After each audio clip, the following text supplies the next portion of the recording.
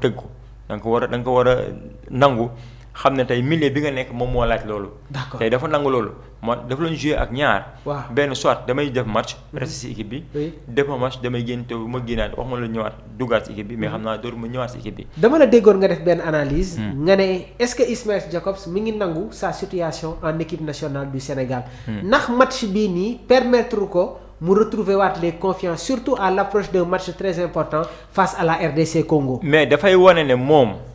nul n'est indispensable si équipe bi. nul n'est indispensable ci équipe bi. si équipe bi moom tey bu fi nekkul. oui même bu dul El Hadji Malick Diouf mun nga jël même Mendy bu nekk le joueur arrière droit mun nga ko andi arrière gauche. tey boo xoolee tey même but bi nga xam ne tey parce que doublure la def si ginnaaw Sadio Mané la jaar. waaw Sadio Mané la génnoon ko mu def un centre. Nicolas Jackson ak intelligence am génn dugg génnaat. passe bal bi si biir kaay yi. tey loolu yëpp lan moo koy waral. mooy liggéey professionnel boo ko xasee ba nekk on te paye des milliards. ou bien des millions le minimum. kon kooku kenn waratul la pardonner dara ki ngay pardonner mooy joueur bu nekk Jaraaf wala Gia wala fenn ñooñu ngay mën a pardonner. mais lu mel ni comme Jacob ñoom mënatul leen pardonner dara mais boo xoolee Jacob. match yu mu joué Sénégal yëpp ay match yu bien la def depuis mondial ba fu mu toll nii. donc nit dafay am benn période boo xam da nga siy toll loolu ñëpp lay dal même ku nekk joueur ok dafa am benn période boo xam da ngay baissé wu mooy comme lu dal Pape Matar Sarr di ko gën a encouragé mu gën a liggéey parce que fu mu nekk noonu si équipe nationale. foog mu liggéey bu baax mooy militaire parce que mooy noyau football Sénégal. boo fa nelawee tuuti boo amul sant tuuti dafa bokk parce que li fa nekk si ay kàngam dafa bari. très bien comprends nga mais Jakobs lu ñu mën a wax si Jakobs mooy dafa doon koo xam te ne. du reculer ci dara te fu mu jëm xam na ko bu baax te dina fa yegg incha allah rabi. la prestation de Ismaël Jakobs nan nga ñuy décrypter le premier but ñu bëri amoon ay quelques doutes sur la non présence de El Hadji Malick Diouf Ismaël Jakobs annonce une blessure tey jii nii mu titulaire sur le couloir gauche de l'équipe nationale du Sénégal passeur décisif sur le premier but coach Bokandé lan moo quelle est l'information de taille bi nga xamante ne war nga ñu ko jox surtout ci match bi nga xamante ne moom la ñu war a jëm. je pense que c'est d'abord des points marqués Ismaël Jakobs a marqué des points. waaw mais maanaam c'est du pain béni quoi pour man Sénégal. waaw maanaam dañu war a gën a kontaan. c'est-à-dire xam nga mos nañu waxtaan maye la. maanaam am Jakobs dans ton groupe. moo sa sélection moo gën foofu nga am ko comme adversaire. c'est-à-dire comme Koulibaly nu mu ñëwee suñu équipe nationale nu mu ñëwee ci équipe nationale bi. oui c'est-à-dire si Koulibaly était français day jouer en France. si Koulibaly était espagnol y allait jouer. waaw Jakobs tey jii nii c'est-à-dire maa ngi leen wax il faut ñu doubler poste yëpp. voire tripler. tey jii lii moo tax doubler poste baax.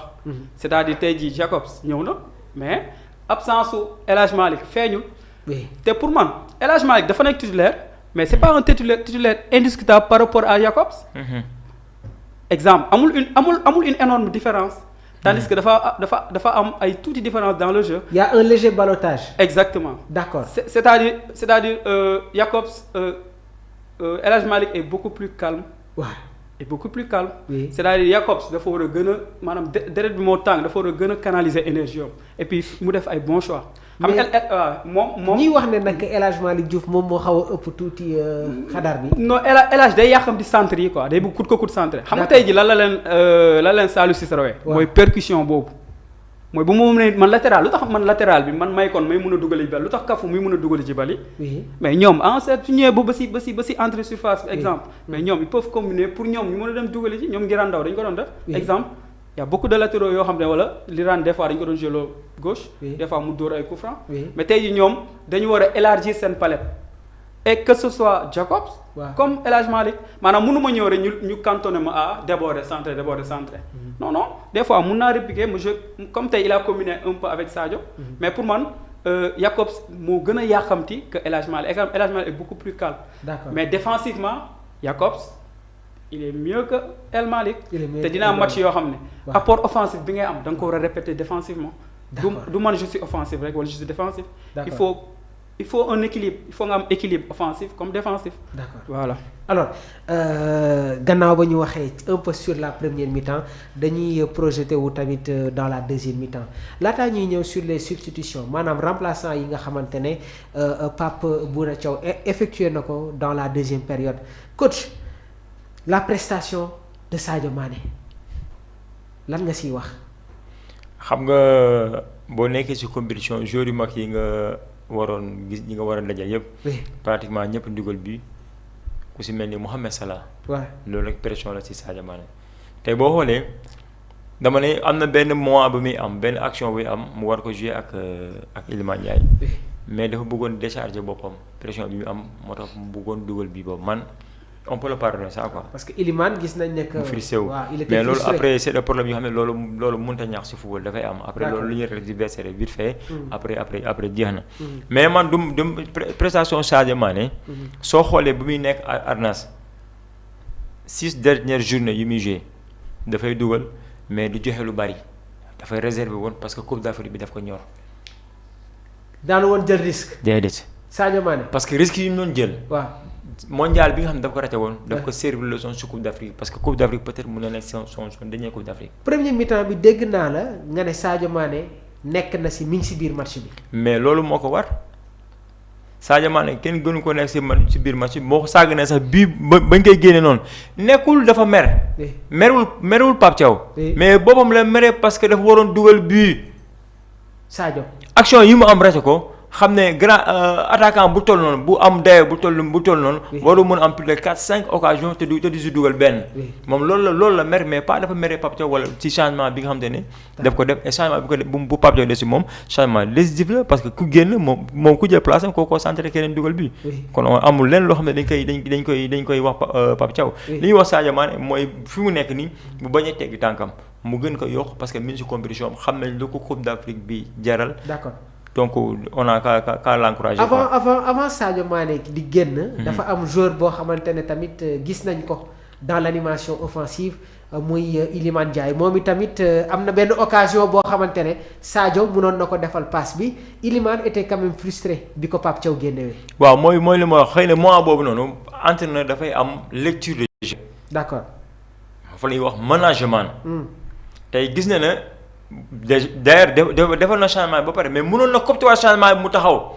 bàyyi ba booy bi dellu si waat mu door def changement si moom. d'accord boo xoolee tey frustration boobu yëpp ak mois bi muy génnee boobu ak action boo ko Sadio Mané waroon passe ko. action bi dafa gaaw. tey mois boobu nag moom mooy war a dafa am benn discours boo xam ne Pape Thiaw war na ko mën a si biir vestiaire pour dellu si waat booy mu dellu si pour mu xam ne Coupe d'Afrique bi du benn match bii rek lii match d'ouverture la am na yeneen match yoo xam ne mi ngi suñu kanam parce que comportement si biir équipe dafa am solo. mooy war a management am na yoo xam ne da nga koy teel a dindi si bopp joueur yi xam ne tey que Iliman Ndiaye dugal. wala Sadio Mané dugal wala Jackson quadruplé wala mu triplé yëpp benn c'est le Sénégal qui gagne. d'accord loolu moo si am solo. loolu moo si am solo. alors la sortie de Iliman Ndiaye avant ñuy ñëw sax si sortie bi gis nañ ko dans la première mi-temps surtout dans l'animation avec sa palette technique toujours il a cette facilité d'éliminer ay adversaires am waaye tamit de mettre en scène les attaquants yi nekk ci kanamam il l'a fait aujourd'hui ban note moom ngay jox Iliman ci biir rencontre coach. bon pour man Iliman peut-être dugalul certes. Oui. mais bon il a été sur plusieurs ballons quoi. Oui. il a essayé de jouer. techniquement comme ni ñu ko xamee. peut-être am na occasion bi góol bi génne boo xam ne il n'a pas assez mis de force. Oui. si balle bi quoi. D'accord. mooy enroulé pied gauche boobu. waaw mais pour man. à l'image de Iliman quoi. Oui. mais il peut mieux faire. parce que Iliman pour man il peut mieux faire. c'est-à-dire D'accord. léegi attaquant. parce que pour man c'est un attaquant. dañuy wax homme de couloir yi ñëpp ay attaquant lañ. c'est-à-dire dafa war a am adresse dafa war a mun léegi muy maanaam dafa war a efficace. ci Iliman foog muy dugal effectivement. voilà boo xool maanaam gis nga équipe nationale. Oui. coach la si Mamour. Oui. maanaam il faut ñu gën a xool qui fait quoi. tey jii non milieu de terrain est-ce que il donne suffisamment de ballons de passes décisives de même que les attaquants. peut-être Ismaïla Sarr peut-être tuuti ak Sadio Mané. mais ñoom ñëpp dañu war a capable di dugal beneen bi changement yi dégg naa ko mooy j'ai pas aimé. tey jii mënoo jouer contre Botswana. waaw nga ne Sadio Mané jeexalul match bi Iliman jeexalul match bi. Ismaïla Sarr ñooñu c'est ak Nicolas Jackson. mais loolu parce mënul que nekk Pape Thiaw a sorti quasiment attaque bi yëpp. c'est notre premier match. dañuy entrer en lice les joueurs comme Sadio Mané ils veulent se montrer. waaw à valeur égale peut-être am na seen yenn moroom yoo xam ne de même standing peut-être ñoom ñëpp dugal nañ certes comme li nga wax coach. mais premier match la c'est pas un match bu compliqué ñu ngi def seen match ba pare bu commencé am connexion man lu may bañ mooy équipe commencé am connexion nga jël kenn génne wala teg kenn banc bi parce que comme li ngeen wax ñu ngi dem suñu match bu gën a metti mooy kon Congo. mais kon ko tey jii nii da ngay préparer loolu tey lii match la mais en même temps match de préparation.